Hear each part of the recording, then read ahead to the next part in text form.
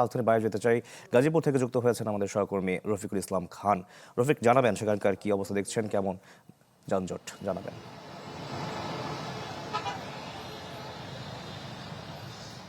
Niacinamide ও salicylic সমৃদ্ধ lily face wash যা ফেসের ডেড স্কিন সেল দূর করে দেয় দ্বিগুণ ফাস্টার ব্রাইটেনিং।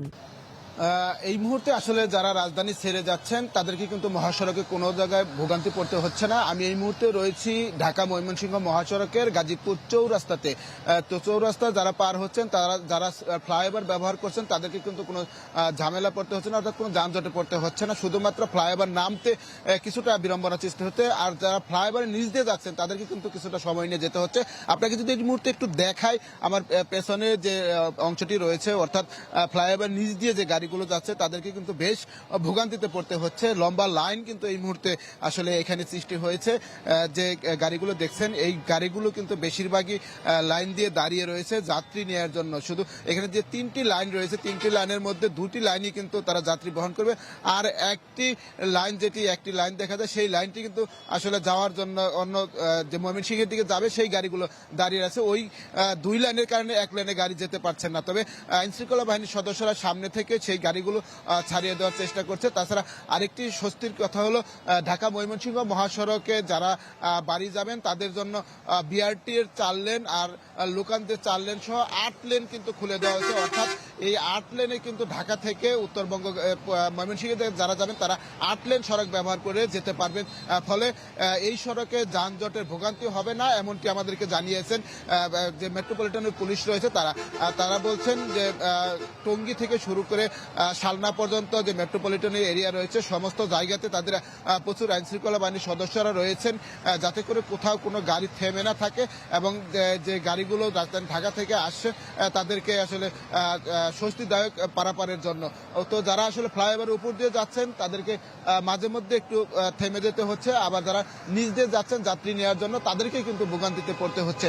তো আজকে যেহেতু সরকারি ছুটি শুরু হয়েছে এবং আজকে দুপুরের পর আংশিক শিল্প কারখানা বন্ধ হবে এবং আগামীকাল সমস্ত শিল্প কারখানা বন্ধ হবে। তো ধারণা করা হচ্ছে দুপুরের পর থেকে কিন্তু মহাসড়কের যে ব্যস্ততা এবং যাত্রীদের যে ভিড় সেটি লক্ষ্য করা যাবে এবং সেই ভিড় সামাল দেওয়ার জন্য আইন শৃঙ্খলা বাহিনীর সদস্যরা কতটুকু কাজ করতে পারে এবং সেই মানুষগুলো কতটুকু পার করতে পারে সেটি কিন্তু এখন দেখার বিষয়। এই ছিল গাজীপুর চৌরাস্তা থেকে সর্বশেষ খবর। জি রফিক, আপনাকে ধন্যবাদ। দর্শক, এবারে মুন্সিগঞ্জের পদ্মা সেতুর মাওয়া প্রান্ত থেকে যোগ দিয়েছেন আমাদের সহকর্মী শুভ ঘোষ। শুভ, আমরা যেমনটা দেখি সবসময় যে মাওয়া প্রান্তে প্রচন্ড ভিড় থাকে বা উপচে ভরা ভিড় থাকে, আজকে থেকে কেমন দেখছেন, সেই উপচে ভরা ভিড় আছে কিনা? মোটরসাইকেল আরোহীগণদের দৃষ্টি আকর্ষণ করছি, টোলের সমপরিমাণ 100 টাকা হাতে রাখুন। ধন্যবাদ। আসসালামু আলাইকুম। মোটরসাইকেল আরোহীগণদের দৃষ্টি আকর্ষণ করছি, টোলের সমপরিমাণ। শাকিল, দেখুন, ঈদের ছুটির প্রথম দিনে কিন্তু আসলে বাড়ি ফেরা মানুষের যে ভিড় সেটি কিন্তু থেমে থেমে বলা যায় যে বেলা বাড়ার সাথে সাথে কিছুটা বাড়ছে। তবে এবার সড়ক পথে এবং পদ্মা সেতু এলাকাতে কিন্তু সব ধরনের আলাদা প্রস্তুতি থাকার কারণে কিন্তু মানুষের আসলে সেইভাবে আসলে অতীতের মতো ভোগান্তির যে দৃশ্যপট সেটি কিন্তু দেখা যাচ্ছে না। এবার শুধুমাত্র মোটরসাইকেলের বাড়তি চাপ সামাল দিতেই কিন্তু অস্থায়ী ভাবে আরো 3টি টোল বুথ স্থাপন করা হয়েছে মুন্সিগঞ্জের মাওয়া প্রান্তে। এছাড়া আমরা সকাল থেকে যেসব যানবাহনের ভিড় দেখেছি এর মধ্যে কিন্তু 2 চাকার বাহন, মোটরসাইকেলের পাশাপাশি যাত্রীবাহী বাসের কিন্তু একটি ভিড় দেখা যাচ্ছে মাওয়া এলাকাতে। সেখানে প্রতিটি বাসে কিন্তু যাত্রীদের তিল ধারণের একটি ঠাঁই নেই, এমন একটি অবস্থা কিন্তু আমাদের চোখে পড়ছে। তবে মাওয়া ঢাকা থেকে নানা উপায়ে পরিবহন সংকটে যারা ভেঙে ভেঙে মাওয়া পর্যন্ত এসেছেন তারা কিন্তু বলছেন যে আসলে বিভিন্ন যানবাহনে অতিরিক্ত ভাড়া চাওয়া হচ্ছে। বিষয়টি তদারকির একটি তাগিদও তারা দিয়েছেন। তবে পদ্মা সেতু কর্তৃপক্ষের সাথে আমরা কথা বলেছি, তারা বলছে স্বাভাবিক সময়ে সেতুর উভয় প্রান্তে 15 থেকে 16টি টোল বুথ সচল থাকলেও এবার কিন্তু ঈদ যাত্রায় নির্বিঘ্ন রাখতে তারা উভয় প্রান্তে প্রায় 19টি টোল বুথ কিন্তু তারা প্রস্তুত রেখেছেন এবং সবগুলো টোল বুথে কিন্তু প্রায় প্রতি 2 থেকে 3 সেকেন্ডের মধ্যে এক একটি যানবাহনের টোল আদায় করা হচ্ছে বলে কিন্তু তিনি তিনি তারা আমাদেরকে জানিয়েছেন। আমরা বাড়ি ফেরা যাত্রীদের সাথে কথা বলেছি, তারা বলছে যে ঈদের আগে শেষ কর্মদিবস শেষে কিন্তু তারা বাড়িতে ফিরছেন। তবে এবার একটি ভিন্ন চিত্র আমাদের চোখে পড়েছে। যারা মোটরসাইকেল কিংবা বিভিন্ন গণপরিবহন কিংবা যাত্রীবাহী বাসে যাচ্ছেন, সেখানে কিন্তু পুরুষের সংখ্যাই সবচেয়ে বেশি। সেখানে পরিবারের অন্যান্য সদস্য, নারী এবং শিশুদের উপস্থিতি কিন্তু কম চোখে পড়ছে।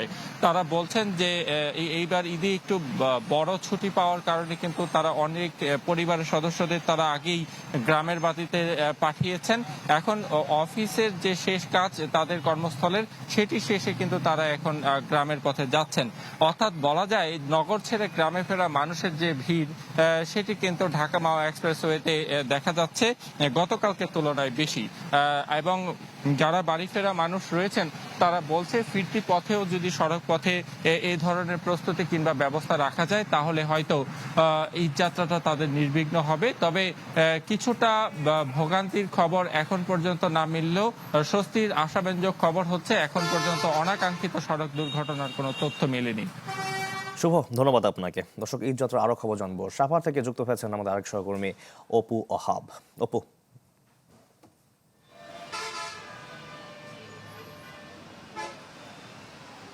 শাকিল, ঈদ যত ঘনিয়ে আসছে যানবাহনের চাপ বাড়ছে, যাত্রীদের চাপ কিন্তু বাড়ছে। সকাল থেকে আমি যেটি দেখছি বা গতকাল রাত থেকে কিন্তু প্রচণ্ড চাপ। ঢাকার ইচ্ছা মহাসড়ক, নবীনগর চন্দ্রা এবং বাইবেল আবদুল্লাপুর সড়কে প্রচণ্ড চাপ। আমি যদি একটু দেখাই, হয়তো আপনি দেখছেন এখানে উভয়মুখী, অর্থাৎ ঢাকা থেকে যে বের হচ্ছে গাড়িগুলো এবং ঢাকার দিকে প্রবেশ করছে, উভয়মুখী কিন্তু তীব্র চাপ। 1 মিনিট যদি গাড়ি বন্ধ থাকে কয়েকশো গাড়ির চাপ তৈরি হয়, কয়েকশো গাড়ির যানজট তৈরি হয়, পাশাপাশি কয়েক কিলোমিটার কিন্তু যানজট তৈরি হয়ে যাচ্ছে। মুহূর্তের মধ্যে এটি বন্ধ হয়ে যায় এবং দীর্ঘ সময় এর যানজটে পোহাতে হয়। এভাবেই কিন্তু চলছে। আমরা যেটা জানতে পেরেছি, আমিনবাজার থেকে এই আরিচা পর্যন্ত বিভিন্ন পয়েন্টে যেখানে মার্কেট রয়েছে, যে সমস্ত জায়গাগুলোতে ত্রিমুর রয়েছে, বিভিন্ন সাব রুট রয়েছে যেখান থেকে যাত্রীরা উঠে, বিশেষ করে সেখানে কিন্তু বাস দাঁড়ায়। বাস দাঁড়ালেই কিন্তু পিছন থেকে যে গাড়িগুলো এসে কিন্তু জড়ো হয়। এভাবে থেমে থেমে, আসলে সত্যিকার থেমে থেমে যানবাহনগুলো চলছে। আর শিল্পাঞ্চল সাভারের কথা যদি বলি, সাভারের অধিকাংশ পোশাক কারখানা কিন্তু আজকে খোলা রয়েছে। কিছু কিছু কারখানা আজকে ছুটি দেওয়া হয়েছে এবং আগামীকাল যখন সমস্ত কারখানাগুলো ছুটি দিয়ে দেওয়া হবে তখন কিন্তু আরও ব্যাপক হারে যানজট তৈরি হবে, যানবাহনের যে চাপ তৈরি হবে, যানবাহনের সংকট তৈরি হবে, এমনটা কিন্তু তারা বলছেন।